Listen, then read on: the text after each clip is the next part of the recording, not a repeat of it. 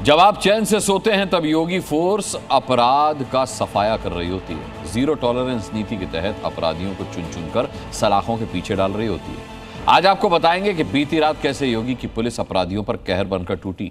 बड़े बड़े इनामी बदमाशों से लेकर गैंगस्टर को घुटनों पर लाकर रख दिया उसने। साथ ही उन जामाजों से भी मिलवाएंगे जो इन मुठभेड़ों को के हीरो हैं। एक रात 4 बड़े एनकाउंटर। ऐसे बैरियर को चुन चुन करके वे जिस प्रकार की भाषा को समझते थे उस प्रकार की भाषा से उनको समझा करके उसको उसकी सजा दिलाने का काम भी किया। 8 साल 15,000 से ज्यादा एनकाउंटर। 15,000 से अधिक मुठभेड़ों में 257 से अधिक दुर्दांत अपराधी मुठभेड़ में मारे गए, 10,000 से अधिक घायल हुए। आजमगढ़ में 50,000 के इनामी का एनकाउंटर। बदायूं में 25,000 के इनामी के पैर में गोली। झांसी बॉर्डर पर गैंगस्टर गिरफ्तार। कौशाम्बी में रेप के आरोपी से मुठभेड़। इन अपराधियों को ये लगता था कि इन तक योगी फोर्स के हाथ नहीं पहुंच सकते, लेकिन अभी अपने हश्र को देखकर उस पल को कोस रहे होंगे जिसमें उन्होंने योगी फोर्स को हल्के में आंका था। 8 साल में 15,000 से ज्यादा एनकाउंटर करने वाली योगी फोर्स का एक सिपाही,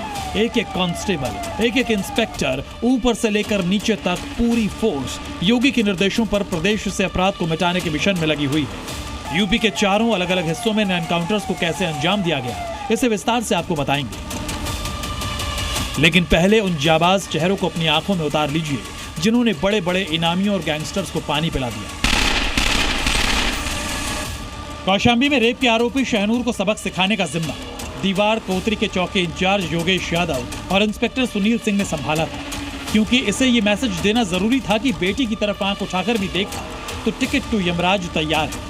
50,000 के जिस इनामी बदमाश वाकिफ उर्फ वाकिफ को कड़ी मुशक्कत के बाद आजमगढ़ में पकड़ा गया, उस टीम को लीड कर रहे थे डिप्टी एसपी डीके शाही।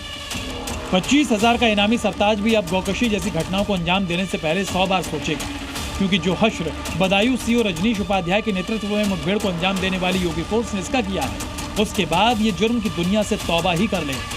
हमीरपुर में महिला की हत्या कर शव फेंकने वाले हत्या के ये दोनों आरोपी प्रभारी निरीक्षक उमेश कुमार सिंह, उप निरीक्षक विनेश गौतम समेत 13 खाकी वर्दियों का नाम सुन सपने में भी जाग उठेंगे। इनका मकसद राज्य की मिट्टी में एक एक अपराधी को दफनाने का। योगी फोर्स के पीतल ने बदमाशों को उनके गुनाहों की क्या सजा दी है, तस्वीरें आपके सामने हैं। चारों जगहों पर बदमाशों का हाल एक जैसा ही हुआ है। आजमगढ़ में 50,000 के इनामिया गौतस्कर वाकिफ का टिकट टू यमराज कट चुका है, जबकि बाकी तीनों बदमाश पीतल का सामना करने के बाद जेल की हवा खा रहे हैं। योगी फोर्स ने इनका वही हाल किया है जिसके लिए वो जानी जाती है। बदमाश इस लायक भी नहीं बचे कि वो पैरों पर खड़े होकर रहम की भीख मांग सके। 18 साल की लड़की को प्यार का झांसा देकर रेप के आरोपी शहनूर को ही देख लीजिए, लंगड़ा लंगड़ा कर चल रहा है। योगी की पुलिस के कंधों के सहारे हर कदम आगे बढ़ा रहा है। और पुलिस को आता देख अभियुक्त द्वारा जान से मारने की नीयत से पुलिस पार्टी पर फायरिंग की गई। जवाबी कार्रवाई में आत्मरक्षा पुलिस द्वारा फायरिंग की गई, जिसमें अभियुक्त के पैर में गोली लगी है।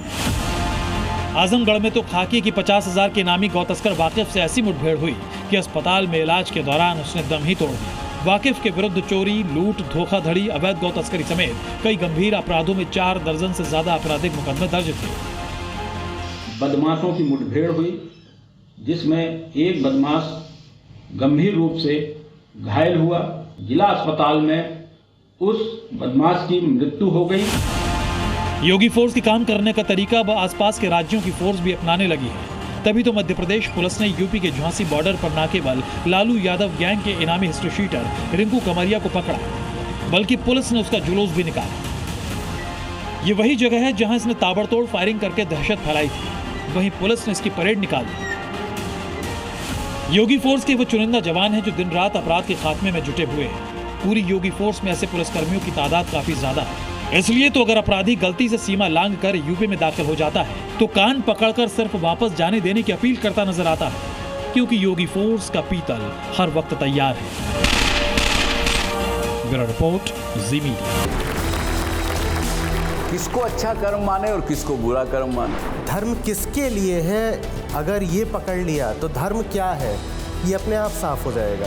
क्या आप भी सहमत हैं कि कर्म ही धर्म है? ये परंपराएं, ये रस्मों रिवाज, इनका धर्म से दूर दूर तक कोई लेना देना नहीं है। आचार्य जी, ये इतना अंतर्द्वंद क्यों?